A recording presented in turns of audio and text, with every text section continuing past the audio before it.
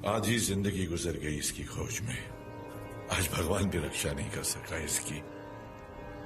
आखिर मुझे मिल ही गया ये कवच का नक्शा।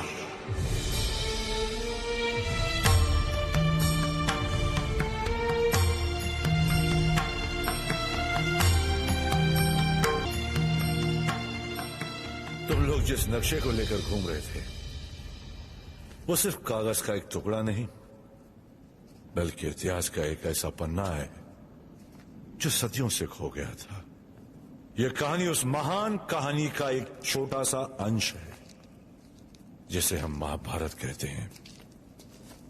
इतिहास जब भी सबसे सुरमा योद्धा का नाम लेगा तो वो होगा कृष्ण के चहेते अर्जुन का। लेकिन वही इतिहास ये भी जानता है कि एक और योद्धा भी था जिसके बाणों में अर्जुन को टक्कर देने की ताकत थी, और वो योद्धा था सूर्यदेव का पुत्र कर्ण, जो सूर्यदेव के दिए हुए कवच और कुंडल के साथ जन्मा था। ऐसे कवच और कुंडल जिनके दिव्य वरदान ने कर्ण के बाजुओं में इतना बल भर दिया कि देवता भी उसकी ताकत के सामने कांपते थे, जिनकी शक्ति इतनी थी कि ब्रह्मांड के तीनों लोकों में ऐसा कोई अस्त्र नहीं बना था जो कर्ण के शरीर से उसकी आत्मा को अलग कर सके। क्योंकि जब तक सूर्य देव का आशीर्वाद सूर्य की किरणें या चंद्रमा की रोशनी बनकर कवच और कुंडल को शरण दे रहा था, उनका पुत्र अमर था।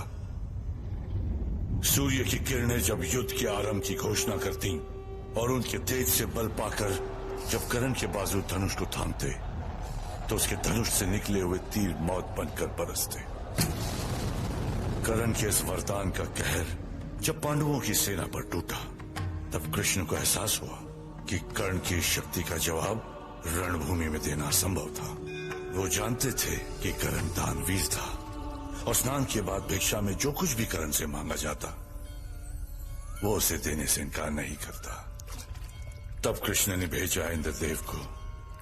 इंद्रदेव ने रूप लिया एक ब्राह्मण का और कर्ण से उसका कवच और कुंडल मांगा। इंद्रदेव की ये चतुराई कर्ण ने पहचान ली, लेकिन फिर भी उस दानवीर ने उन्हें कवच और कुंडल देकर महाभारत के युद्ध की काया पलट दी।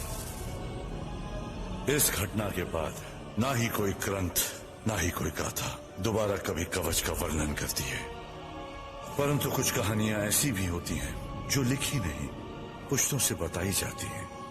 और ऐसी ही एक कहानी ये थी कि स्वर्ग तक जाने से पहले इंद्रदेव ने धरती पर हिमालय के पर्वतों में एक समाधि बनाई जहां कर्ण का कवच और उसके कुंडल हमेशा के लिए रख दिए गए। बनते बनते एक नक्शा बना उस समाधि का जहां कर्ण के कवच और कुंडल इंद्र की हिफाजत में रखे गए। नक्शा कई हाथों से गुजरा, सदियों के लिए खो भी गया,